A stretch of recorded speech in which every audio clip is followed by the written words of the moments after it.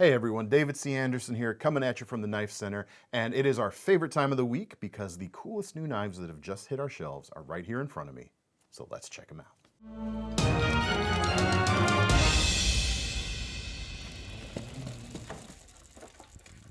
All right, everyone, welcome to the show. We're doing things a little bit different this week. We're shooting things live to tape because Thomas is on vacation this week, so no get any snarky comments about reverse Tanto blades today. Unless the B squad back here who's filling in has anything to say. I thought that was modified. That's right. It's a modified sheep's foot. Thank you, Starkweather. That's our photographer over there helping out. So yeah, we still got some good close-ups though. It's just gonna be a little bit different. So if we seem a little rough between the edges, it's because Thomas isn't here to edit out the bad bits. Shall we get into it and see how it goes?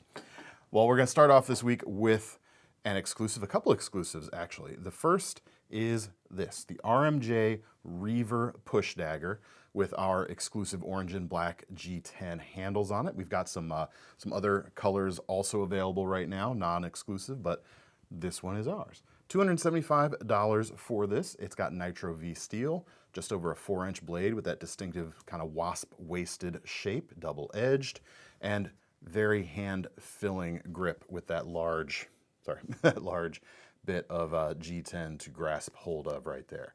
Definitely feels like it could do some, let's say, damage. Impact? It's a little kinder, right? Sheath on it is from Kydex right here, as you can see. Comes with 2 horizontal straps mounted with pull-the-dot snaps on those, which is nice because less likely to snag if you're going through something. They're only going to be able to be released in a standard or a pull in that one direction and in no others. If you want other attachment mechanisms, let's check out the other standards. Small tech lock, no, which I anticipated.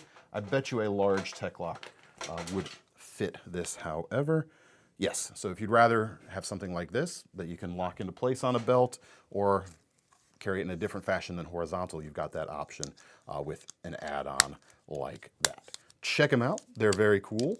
Like all RMJ stuff, they're built incredibly strong, and you feel that as soon as you pick one up. The next exclusive today is a folder, and this is actually kind of a big deal. The least expensive way to get into a MagnaCut bladed knife right now. This is the Bestech Dundee O-stop Hell design, the full-size version. $90 or $89.95 for a 3.5-inch or 3.35-inch MagnaCut blade. Lots of performance on potential right there, or lots of performance on tap, I should say. The blade shape is excellent for EDC. It's narrow, so you can kind of fit it into tight spaces. It's got thin enough blade stock, it's going to slice well. Long straight clip point is perfectly versatile as well. And we've got white G10 handles on this one, which has a very clean, almost sterile look here in its standard configuration, but it also presents a blank canvas. If you're the kind of person who likes to, dye your stuff, customize your stuff, the synthetic RIT dye is a great thing to do on a white platform like this. You can do whatever you want, basically.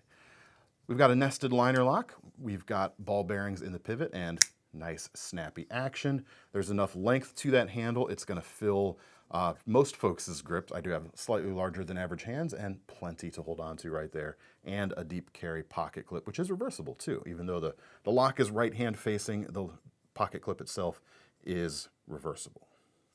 We've also got some non-exclusive new blade shape versions of the Dundee, also with MagnaCut steel, coming on just under $100 for these versions. So the exclusive here is going to be $10 cheaper actually than the new. Well, the website says reverse Tanto. I did that. Way to go. I'd actually, stylistically, one could kind of say it's that. It feels a lot like a modified sheep's foot to me, at least in the way you're actually going to, the way it's going to cut stuff. We'll put it that way. Bullet points, though, are all the same. You've got natural G10 on this one, which is also a good candidate for dyeing projects if you're into that sort of thing, but other flavors are available, of course, as well. What would this flavor be? Maybe like raw gelatin? Seafoam green? Sour apple. sour apple. It doesn't seem quite sour enough. It'd be like Celery. celery flavored. Celery's not bad. We'll go with celery. This is the celery flavored version right here. Flips great. You've actually got, now that I'm looking at it, there's a little bit more sticking out on the spine side of the new blade shape, whatever you want to call it. And in conjunction with that little bit of fuller, I haven't tried this yet. Let's see if I can reverse flick it here for the first time, live to tape on camera. Hey, that worked pretty well. There you go. It's even more fidget friendly than the clip point version. Next up, we have a Werther's Original flavored Acta on Verba A100 right here with the Ultim scales. 3.6-inch blade, LMAX steel on this, which is cool stuff. $161. I like the coating that they use here. It's got a hint of metallicness to it. It's not just a big flat type of coating, and their distinctive swedge here is always fun too. Now the Ultim handles here, you do have that transparency. One of the things that A&V is doing a little bit differently than most folks who use Ultim is they're actually casting these Ultim scales into the shape. So it's more like injection molded as opposed to milled, which is what most of the folks are doing. And it's supposed to be, as a result of that, actually a little bit stronger, a little bit tougher than a milled Ultim scale. Don't know why, that's just what I've been told in any case. Let's check out the action on their crossbar lock. Very, very nice. As always, you've got a wire deep carry pocket clip here. Pretty truly deep carry. It's going to carry nice and deep. It's coming out, protruding a little bit behind one edge of the back scale anyway. It's about even with the most extreme edge. And it is reversible too. So this whole knife is perfectly ambidextrous, both in its lock and in its clip. You've got a single-sided thumb disc here with glow-in-the-dark insert. This is, however, removable and swappable to the other side. So set it up however you wish. Next up, we've got several sprint run Spydercos to talk about. Well, 2 sprint runs and 1 distributor exclusive. We've got the CTS PD1 bladed versions of the Stretch 2XL and the Manbug. So basically the biggest and the smallest of this series of sprint runs now available. The Stretch 2XL, about $157 and some change, 4-inch blade, signature Spyderco blade shape with that straight spine. And PD1 is essentially Carpenter's answer to Crucible's CruWear material. It's not an identical formulation, but it's supposed to be a competitive product in terms of performance to that CruWear steel. Burgundy FRN handles. It's kind of got like a Merlot type of look, almost like a nice full-bodied wine rather than burgundy. It feels a little more blue than a standard burgundy to me is all I'm saying. Plenty of traction from the bidirectional texturing on the FRN, 4-position pocket clip, so you can carry it however you wish. And apart from that, perfectly ambidextrous controls on this knife as well, thanks to that thumb hole and the mid-mounted lockback with that David Boy dent there, which helps you find that as you're just kind of not looking at the knife and you want to close it. It also is supposed to help prevent accidental disengagement. If you're really squeezing this hard, maybe you've got it in a sort of compromised position, less likely to accidentally push that lock bar. Haven't talked about the cutting geometry. Let me do that real quick. Nice and thin blade stock with a full flat grind, distal taper out towards the tip, just extremely nice for slicing. The Manbug, and actually I don't know if they're doing a Ladybug version of this sprint run or not now that I think about it. The Manbug's just a little taller than the Ladybug. This is coming in about $78 and some change, 1.9-inch blade. Again, that same nice steel, same nice cutting geometry, although of course even a little bit thinner because you're starting with a smaller blade overall. And deceptively, this is a series that has always felt pretty secure in the hand. For such a small knife, the Manbug especially, with the little bit of extra height it has and that texturing from the FRN, being about a 2.5 finger grip for me at least, feels very secure. Next up, the distributor exclusive that has been out, or is just coming out, the Centofante 3. significant upgrades over the other currently available Centofante. First of which, of course, being blade steel. We've got CruWear blade steel here instead of the, I believe it's VG10 on the standard. Just over 3 inches long. It's a nice, thin blade stock overall. It is a flat saber grind here as opposed to a hollow saber grind that the standard Centofante has. And the biggest difference, or the biggest reason for that, is the particle steel here is a lot more wear resistant than the VG10 that the standard version comes with. So it's harder to do a hollow grind, depending on the factory that's doing it, whether they even have the setup to do that or not.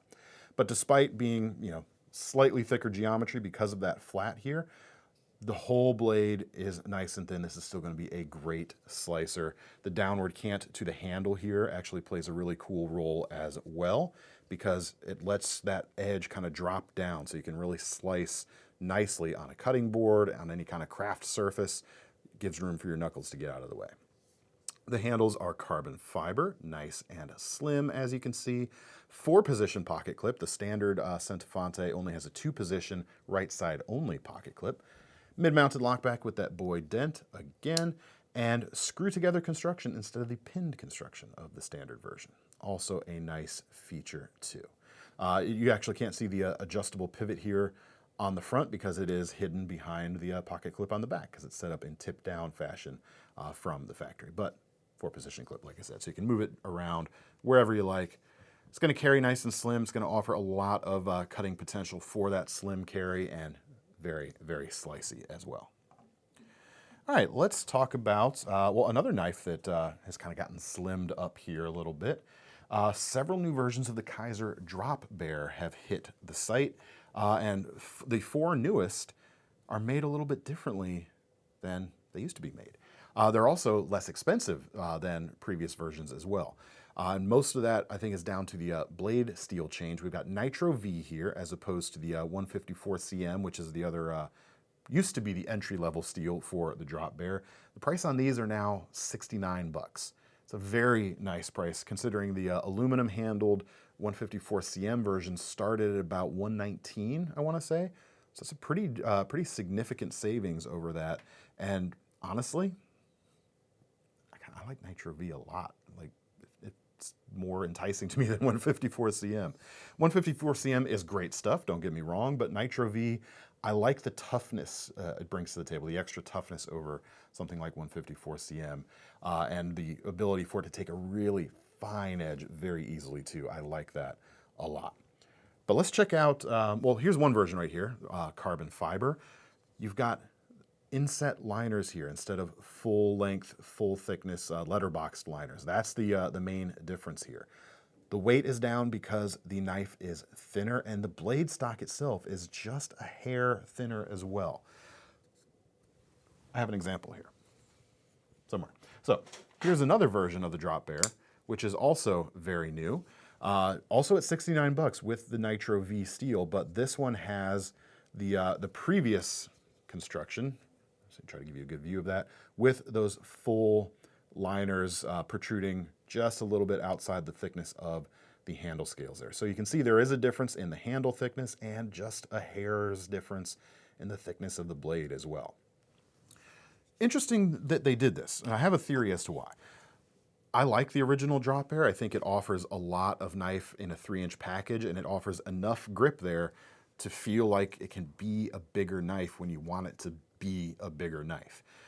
There were some real early comparisons of the Drop Bear to something like the Bug Out, but once people started getting them in their hands, they are a bit of a different beast. They have a bit more of a substantial feel than something like the Benchmade Bug Out.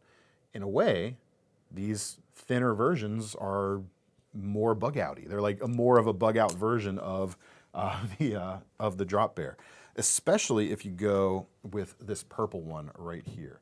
What is the material? Sorry, I have the wrong tab up. Apologies, boys and girls. This is a Magic Blue PC handle, so polycarbonate. Very thin, as you can see. The blade stock itself is thinner. You get a little bit of that see-through effect. But this one right here is about 2.4 ounces compared to the Bug Out's 1.8. So it is closer in spirit to that ultralight carry, whereas, well, I have one in my pocket. I measured this one. our KnifeCenter exclusive with burlap and S90V, which is $140. Good price on that too, actually. This is like 3.2 ounces overall. So almost an ounce difference between these two versions. Each, depending on which one you get, the differences might be a little bit less. They might be closer, but yeah, it's a slightly thinner, slightly slicier drop bear. If you want less in the pocket, this is going to give it to you. You've still got a pretty decent grip. It's just not quite as flush feeling or as full feeling as the standard, but maybe that's what you want. There's still plenty there when you need it.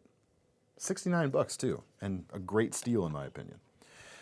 We've also got new versions of the Assassin from Kizer that are basically following the same playbook, in fact. In a way, they're actually very similar knives. Here, I'll hold these two up together. Dimensionally, materials-wise, Nitro V steel, crossbar lock, which is actually Kizer's clutch lock, which means you can adjust the tension of it on the inside. $69 for either of these knives. You've got the denim micarta version right here, which is very cool. Slightly more acute tip on the blade as opposed to the more kind of bulbous or closer to spear point shape of the drop bear. Same great action. Reversible pocket clip, pretty much deep carry, perfectly good knife either side. We've also got this G10 silver twill composite that I think looks especially fetching, especially because of the black G10 or the usage of black as the G10 base. I think it looks really cool. There's a few more drop bears as well. There's a rosewood handled version with that thinner construction. There's like a green twill carbon fiber also available. If you're not sure whether the one you're looking at on the site is the newer, thinner construction versus the old one, just check out the extra photos on the site, because we always do a shot this way, so you'll be able to see whether it's got those full liners or not. There you go.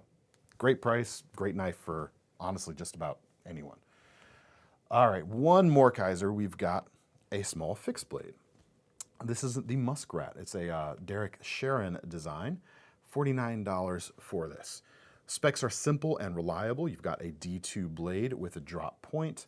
Length is 3.15, but I'm guessing that's the tip to scale measurement. Let me just check it out right here. Yeah, so tip to scale, you're a little over 3 inches. Actual cutting edge is closer to 2 3/8 right there, as you can see. Slim G10 handles at $49. Linen micarta also available for $10 more. Natural linen, that's a cool option. Carries slimly enough in the hand, but full enough for a knife this size, I would say. There you can see about the thickness right there. We've got the Argyle pattern milled into the scales right there, and the sheath carry. It is Kydex, and they give you basically 2 ways to carry it. It comes set up with this kind of J-style clip. Great for carrying inside the waistband, concealed, or even in the pocket. This would be a good pocket carry. And it comes with a lanyard. You could attach it like so and use it for neck carry too. Let me check out a Tech Lock hole spacing here. Yep, large Tech Lock will work with the rivet pattern there if you want a different carry method. So there you go. That is the Muskrat. Very cool little utility fixed blade. Next up is some folders. We've got the Demko 80-20.5 Shark Cubs, the new, less expensive version that they've been teasing since Blade Show this year. They wanted to get the smaller Shark Cub knife in at a lower price point. It's not quite as low as they were talking about hitting at Blade Show, but here they are coming in at just under $90 with AUS 10 steel, 2 3/4 inch blades, 2 blade shapes right now. You've got the clip point and the drop point. Are they calling this drop point? They're calling it slicer shark. It's not a technical term, however. Both of them are flat ground. The slicer shark has kind of that saber height. The clip point is a little bit higher in its flat grind, so it might be a little more efficient in its slicing by small degrees, I would say. The big difference, though, between this and certain other versions of the knife is the handles. They are injection molded here, so rather than just a flat piece of G10, they've actually taken the opportunity to do contouring, which is something the original standard 20.5, not the Shark Cub version, but the slightly bigger one, never had in its injection molded version. Those went for slimness. This one actually fills the hand a little bit better, at least my hand. You know, everyone's mileage might be a little bit different, of course, but I really like that contour. I like the fine texture as well. It gives you a little bit of extra surface area for grip without being snaggy. It's just really, really nice. You've got a single pocket clip here instead of dual pocket clips, which the full-size 20.5s, which is funny to think of because the 20.5 is a smaller version of the full-size 80-20. You know what I'm talking about. That version, those versions usually came with 2 pocket clips, so you have one for either side because they weren't symmetrical design. This one, however, is nice and slim as well, so it's going to be subtle and very deep carry. And then, of course, the shark lock. We haven't talked about that yet, have we? There you go. You can do that, which is nice. It's finger-safe closing. It's ambidextrous. It's fun to play with, and it is very strong as well. And the ramp of it acts really nicely as a thumb ramp for control over that nice slicey blade. Next up, we've got actually a bunch of LUDT Gen 3s from Microtech, including the first time they've ever done a Tanto blade in this entire series. I don't think the Gen 1 or 2 had any Tanto blades, so there you go. $262 for this one. I really like this kind of bronze or tan aluminum handles with the rubberized inserts for extra traction. Very cool blade shape, almost 3.5 inches. Nice and slicey here too, which is not something you can always say about all Microtech. Some of them are more built for kind of brute force. This one is strong enough, certainly, but with a high flat grind and not too thick on the blade stock, you've got a very agreeable cutting experience for just your general purpose stuff, in addition to, you know, the underwater demolition stuff that you might be buying this knife for, which is, of course, where it gets its name, right? This is an automatic, of course.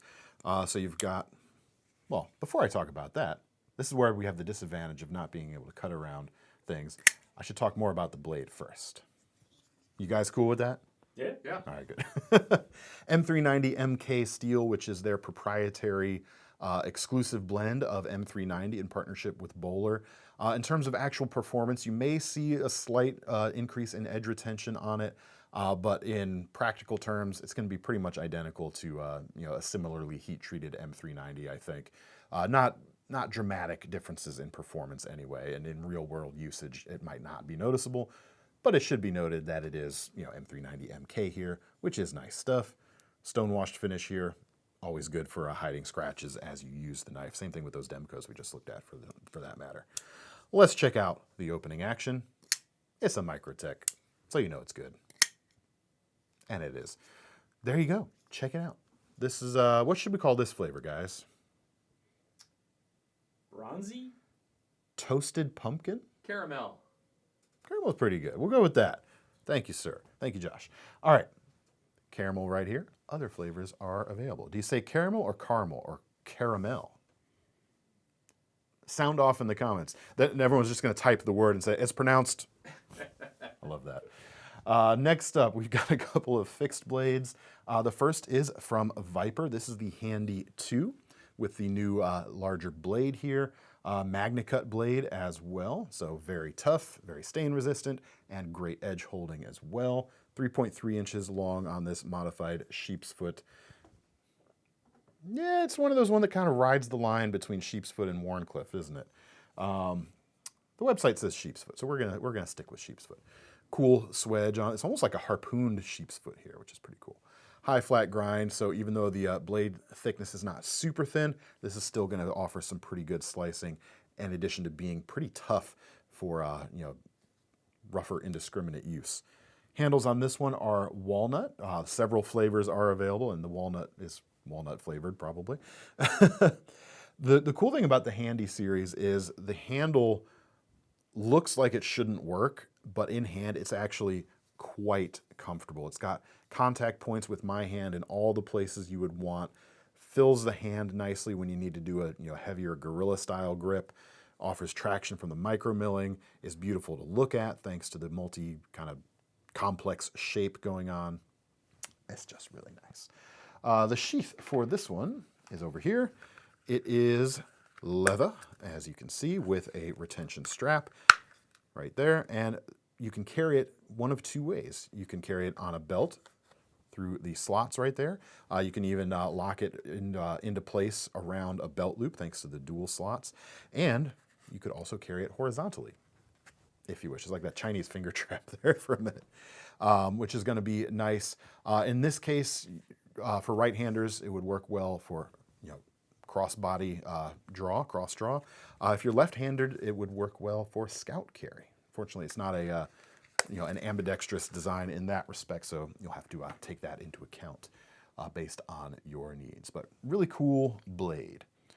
Speaking of, one of the other really coolest blades ever made, the TM Hunt M18. We just got a new batch in, and the blue curly maple version right here we are particularly fond of, or particularly taken with, I should say, because we haven't seen him, Todd Hunt, do a blue curly maple here with us anyway.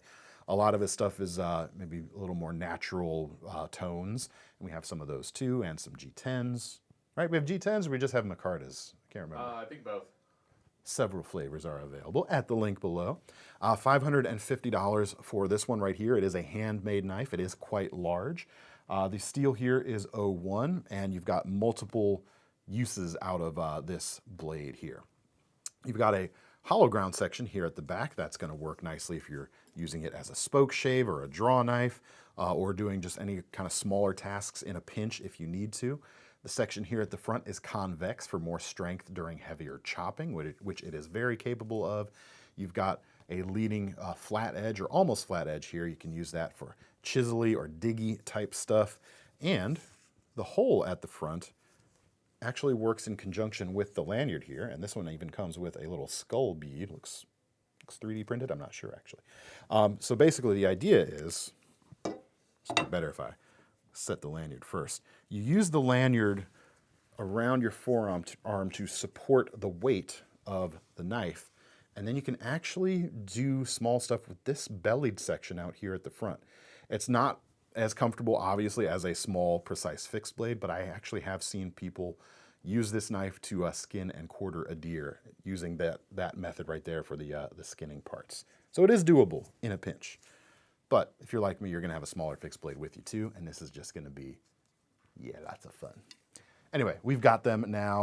All of these versions come with hand-stitched leather sheaths of high quality. Comes with a belt loop, but I have one with a Kydex sheath. I've never carried it on my belt. I just carry it with me and have fun, hack things. It's pretty great. Last but not least, we have got a flipper. This is the Finch 1929 Barlow with stag handles, which is just oh so cool.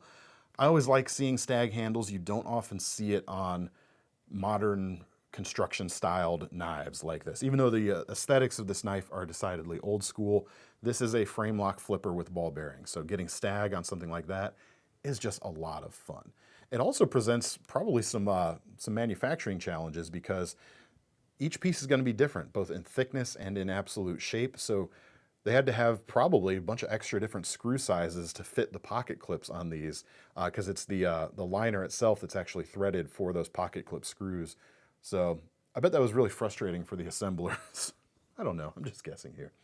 $149 for this knife. You get that really cool stag. There's also, for the same price, a abalone version as well. That's actually pretty exotic for the price too.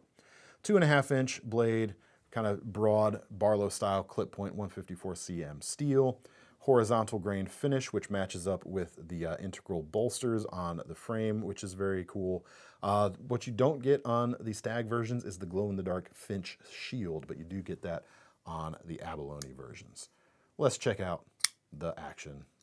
The action is actionable. That would actually mean it was bad, no, but it's good. It's very good action. Check them out while supplies last on these. These aren't going to be sticking around in regular production for them. Actually, most Finches do. They do batches anyway. So there you go. That's what we've got today. Thanks for sticking around. Let me know what you thought of the knives down in the comments. And to get your hands on any of them, of course, check out the links in the description to take you to KnifeCenter.com. Don't forget about our Knife Rewards program while you're over there, because you might as well earn some free money on your next knife when you're buying one today. and that's it. I'm David C. Anderson from the Knife Center. That's Josh and the other Tom behind the camera. We're signing off. See you next time.